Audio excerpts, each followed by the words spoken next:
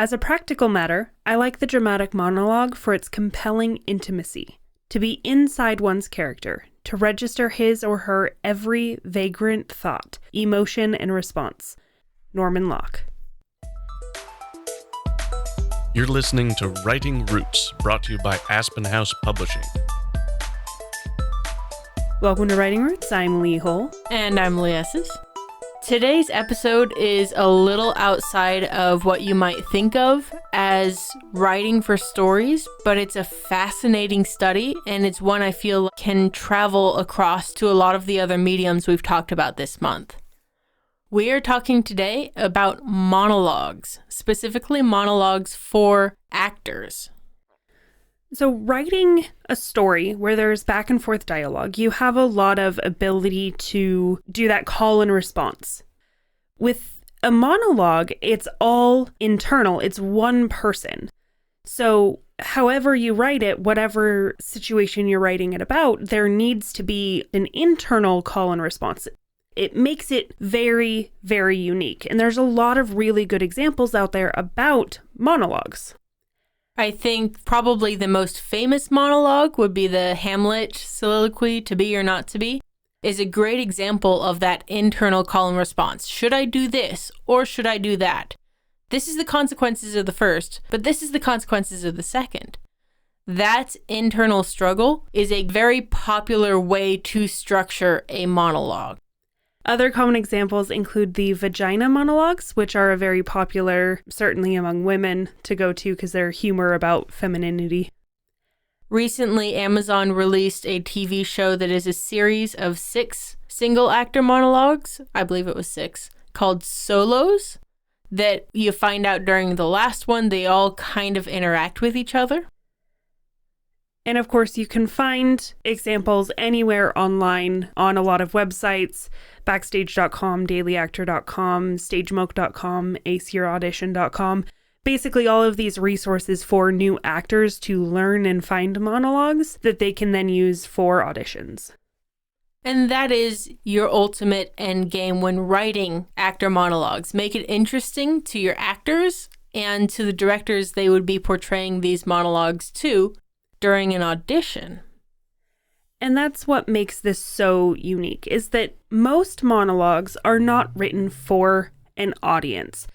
Most monologues are written for the actor, to show off their skills and their range.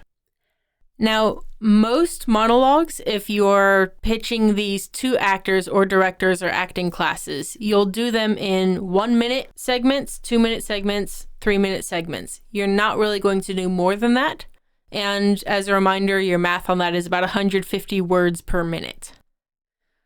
I think it was a class of mine, we had to do a 3-minute monologue, and it had to be from some popular media or known media. So you had to take scenes, because known media are usually dialogue back and forth, and find a way to make it a monologue. I remember taking a scene from Doctor Who and making it work as a monologue. All that comes to mind when you're talking about that is the scene from Ant-Man where the one character is saying, oh, this is everything that happened. And then I was all like, and then she was like, and then back and forth. If I had taken that class when Ant-Man was already out, I absolutely would have done a Louise impression. Another element that makes this particular style of writing so incredibly unique is that it's for a single character. That's part of what defines it. So there's an internal struggle. It's very rarely an external struggle that puts this story together. To kind of go along with that, the monologue is either the internal struggle or the actor talking to the audience, explaining to the audience some kind of struggle or situation that they're in, and showing off the actor's range. If everything is butterflies and rainbows, the actor's range is butterflies and rainbows. And again, they will use these for auditions. So actors will be looking at your monologue and want to know a couple of things straight off the bat. First of all, the gender of the character that they will be portraying. because they want to make sure that they can be believable as that character. They're also looking to make sure that they're in approximately the right age range. You don't want a 32-year-old actor trying to portray a 12-year-old. This is also something that playwrights will put into the roles, is the gender and the approximate age range. Maybe some physical description of he's a portly guy that wears a bowler hat kind of thing. So when an actor is picking out a monologue to audition for a certain part, they want these bits to line up so that the director can go, yes, I can totally see him as Cornelius Fudge. As we've already said, they're looking for something that exhibits their range, but also they want it to grab their attention. They want it to be interesting and exciting and curious. One of my favorite monologues was one I did in high school, and it was fun because I was a 30-some-odd-year-old woman in a bar complaining about men. And I was at a time in my life I wanted to complain about men because they were all stupid. So it was something that grabbed my attention to be able to do. Now, if you're considering writing actor monologues, I would definitely encourage you to do it, if for nothing else than as an exercise to yourself. But there are also some advantages of building this skill set within the actor monologue. First of all, it's a good way to show character growth over a very short span of time. There's changes that need to happen. Again, to show that actor range, to show your writer range, you need to be able to have them start at point A, and by the end of this 3-minute at the most monologue, they need to end somewhere else. There needs to have been a change. It's also really good if you're trying to find your character's voice. If this character is just not working for you, write a 1-minute, a 3-minute monologue. Spend the first bit of your writing time writing out monologues for this character so you can understand what their voice is before you step into the scene in your novel.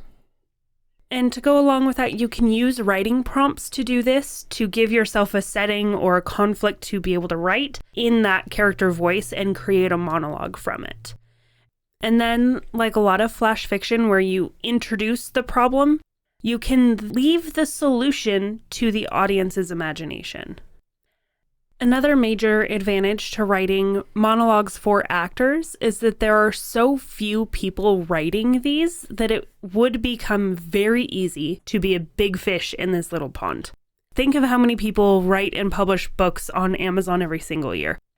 But monologues, because they don't get the name recognition and because they are written for actors to use in auditions, there's not that name recognition, but there's still a very good outlet and a way to become very popular in that small niche. I would advise you, if you're going to publish especially more than one book, or if it's all in one book, make sure that they're sorted by that gender, by that time length. Because a lot of the books that I picked up when I was studying monologues had, okay, this one is a 20-year-old dude, and then this one's just a 60-year-old lady, and it was all over the place, and it took me a lot of time just navigating the book to find what I was looking for. But just like this won't give you name recognition, there are a lot of disadvantages that come with writing actor monologues. First of all, it's difficult. It's difficult to show that change, that character development in such a short amount of time. And it's also very cliche to write what I feel like is an interesting character because the villains always get the monologues. If you're writing a villain character doing this, it's so difficult to craft well without being comedic also. Also, writing for a single character is very difficult because it is one person talking and they need to have that back and forth still, that conflict, something that needs to inspire change. And you don't have other characters giving their influence to that character. It is just them and themselves in an internal battle over something. And just the physics of writing a monologue can be incredibly difficult. You need to keep track of how they're breathing. You need to keep track of their rhythm of speech so it's easy to memorize. Shakespeare is a really fantastic study of that. And make sure that it's still a logical flow of thought. So as a good reminder on this one, it is imperative that you, as the writer, are saying this out loud, speaking it out loud, performing it yourself so that you can better keep track of that breathing and the rhythm to make sure it makes sense when it's performed. The final disadvantage is this isn't going to be your moneymaker. Actors, if they find monologues that they like, they will share them around, but it's very rare that they will pay for them. If you have them as blog posts and that kind of thing, it'll be quickly shared. It's great for building that fandom, especially if you're working for screenwriters or stage writers. But ultimately, it's more about yourself and not the money part of being a writer. Again, actors are looking to be able to show their range. So your most common genres for monologues will be your drama, your comedy, and your tragedy. These are easy to have as an internal struggle. Whatever the internal war that's going on in your character is going to fall into one of these categories. And if nothing else, monologues will be good practice for you. Again, it's good practice to get into the minds of characters. It's good practice to figure out internal conflict and how to make changes quickly. Overall, writing those short flash fiction type things help you develop your skills. So however you choose to go about this, if you choose to write monologues for actors, or if you're just doing it for your own practice, make sure that you write selfishly. If you have a question or comment for our hosts or a topic you'd like us to cover, send us an email at writingroots@aspenhousepublishing.com or find us on Facebook by searching for Aspen House Publishing.